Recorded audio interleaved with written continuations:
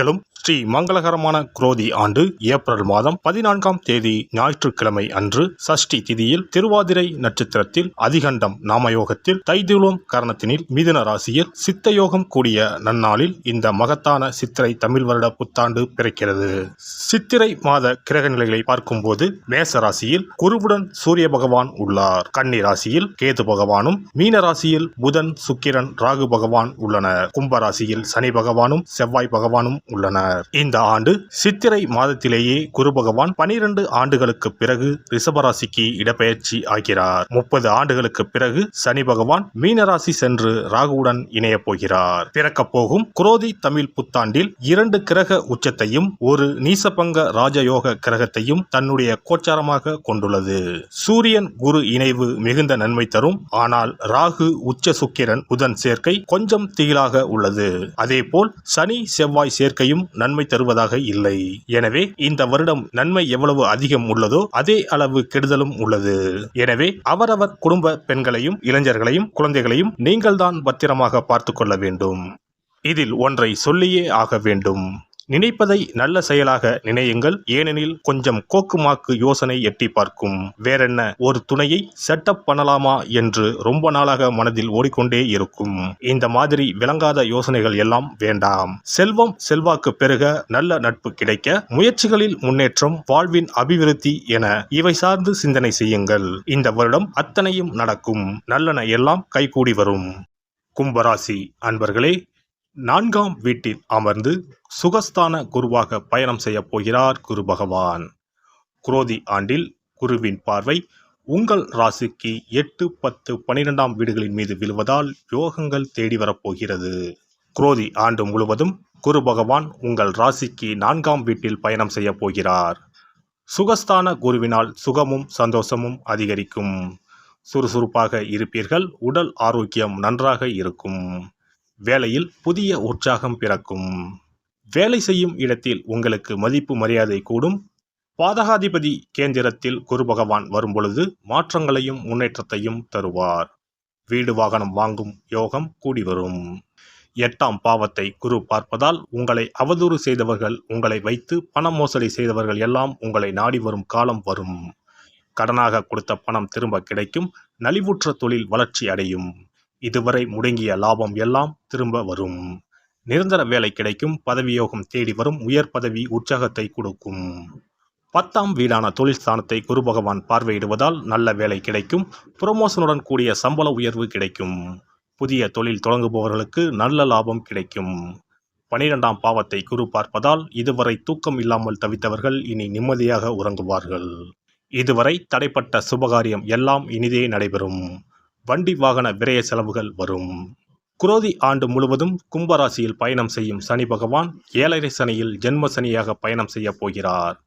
எத்தனையோ சங்கடங்கள் வரலாம். சுப காரியங்கள் நடைபெறுவதில் தடைகளும் தாமதங்களும் உண்டாகும். எங்கும் எதிலும் கவனமாக செயல்படுவது நல்லது. அதே நேரத்தில் சனி பகவான் சச மகா யோகத்தையும் கொடுக்க போகிறார். இதனால் பண வருமானம் அதிகரிக்கும். பதவி யோகமும் தேடி வரும். சொத்து சேர்க்கைகள் ஏற்படும். வேலையில் இருப்பவர்களுக்கு விரும்பிய இடங்களுக்கு இடமாற்றம் கிடைக்கும். எவ்வளவு பெரிய பிரச்சனைகள் வந்தாலும் நீங்கள் அதிலிருந்து மீண்டு வர முடியும். குரோதி ஆண்டின் இறுதியில் சனி பகவான் 2ஆம் வீட்டிற்கு செல்ல போவதால் தலைமேல் இருந்த பாரம் இறங்கிவிடும்.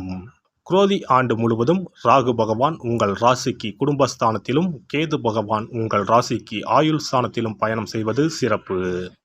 விபரீத ராஜயோக காலம். திடீர் அதிர்ஷ்டங்கள் மூலம் பண வருமானம் வரும். எதிர்பாராத அதிர்ஷ்டங்கள் வீடு தேடி வரும். எந்த அளவிற்கு பண வருமானம் வந்தாலும் செலவுகளும் அதிகரிக்கும். கோபத்தை கட்டுப்படுத்துங்கள்.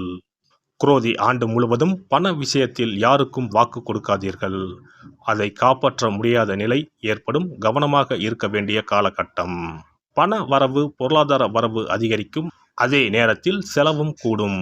சேமிக்க தொடங்குங்கள். வாக்கு கொடுக்காதீர்கள், மாட்டிக்கொள்வீர்கள். பேசும் வார்த்தைகளில் கடுமையை வெளிப்படுத்த வேண்டாம். கனிவை வெளிப்படுத்துங்கள்.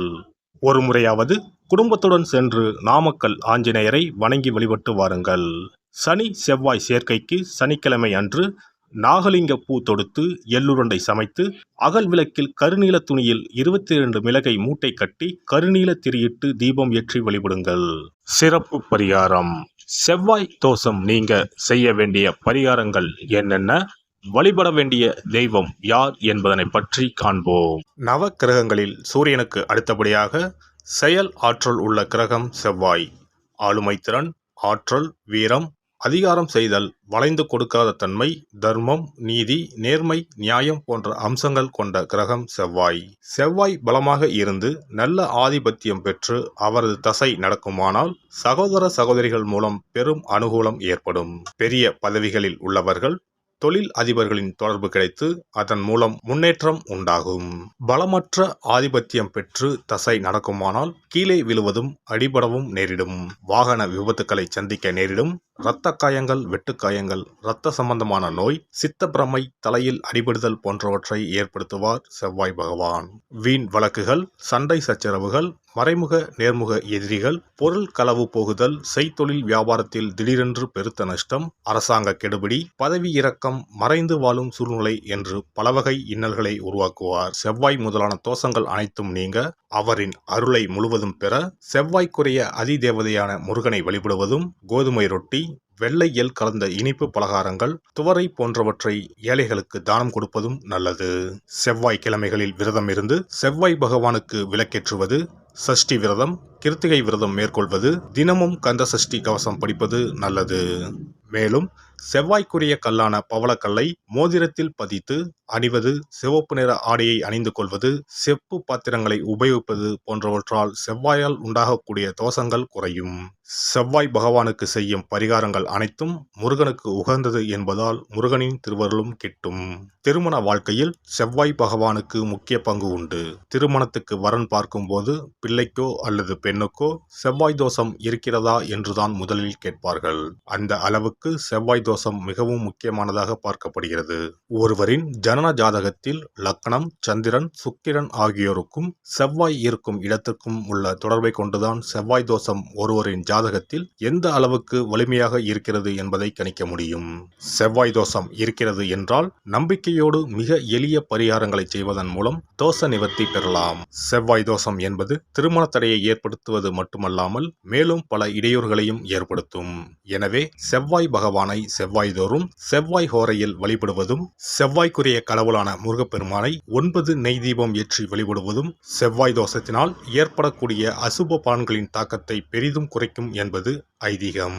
செவ்வாய் தோஷம் ஒருவருக்கு இருந்து ஒருவருக்கு இல்லை என்றால் திருமணம் செய்யக்கூடாது என்பது சாஸ்திரம். இருவருக்கும் இந்த தோஷம் இருந்தால் திருமணம் செய்து வைக்கலாம் என்று சிலர் சொல்வார்கள்.